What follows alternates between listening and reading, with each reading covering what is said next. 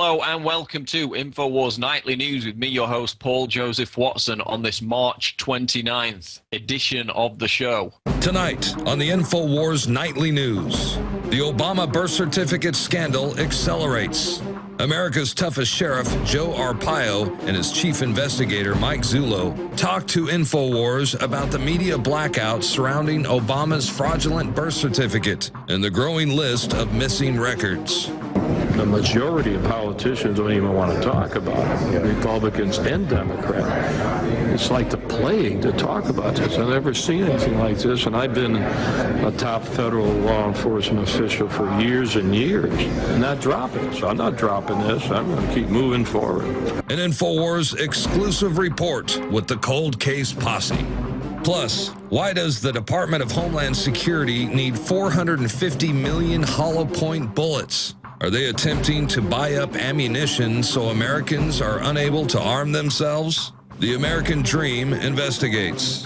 Then, Urian Mason, writer, contributor, and Rockefeller deep researcher, joins us to talk about Agenda 21 and the Rockefellers' crimes against humanity.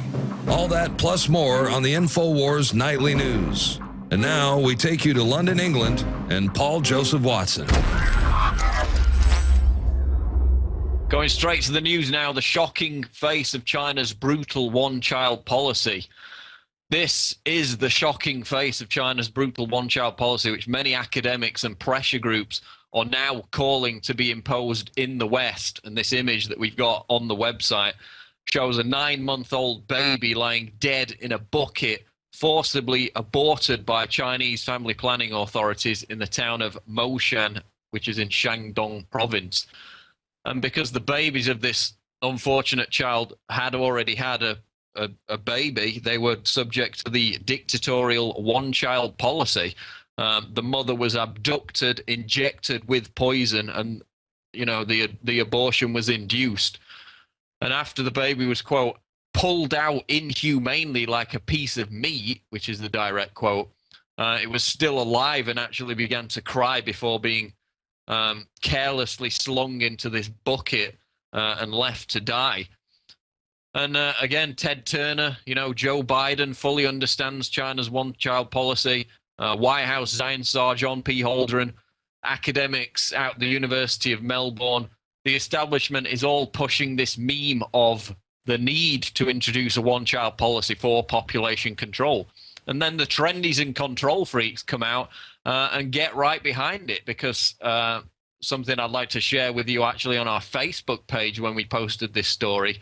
This was one of the comments from one of the trendies who took great pleasure in seeing the image of this forcibly aborted child slung into a bucket. Quote, when people aren't smart enough to control their breeding, governments will take action. No sympathy here. So that was a comment left in response to this shocking image of this aborted child by somebody on our Facebook page.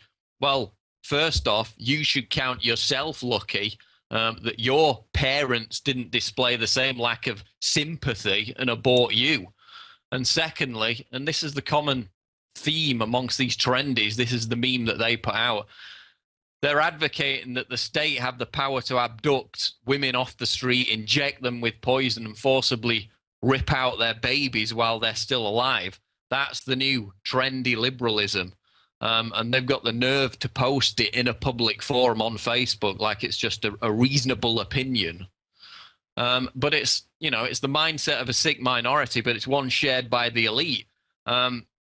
This is about academia and the establishment introducing the myth of overpopulation, which is what global warming, man-made climate change has been rebranded as deliberately by the UN, to introduce the same kind of arcane eugenic system that was practiced by the Nazis, who, of course, got all their ideas from the British. Starting with the Eugenics Society, which created Planned Parenthood, and now the Eugenics Society is called the Galton Institute. And that is one of the major groups out there pushing this myth of overpopulation to justify neo-eugenics, the apex of which is what happens in China, which is what they're pushing for in the West. And these are the same groups that were the inspiration for Adolf Hitler to kill disabled children in Nazi Germany, these are the same ones pushing for the one-child policy today. And this is always where it ends up. It's not just, oh, let's tax them if they have another child. It always ends up in forcible abortion. But I finished my article on this with a dash of hope, because I said, you know, even though this baby's lifespan was minute and virtually non-existent, at least its death was not in vain, because as a result of people seeing this image, apart from the trendies on Facebook who find pleasure in it and say they've got no sympathy with a forcibly aborted baby, people are going to see it and they're going to choose not to have abortions themselves as a result of these shocking images. So in the long run, this tragic story might actually end up saving more babies' lives.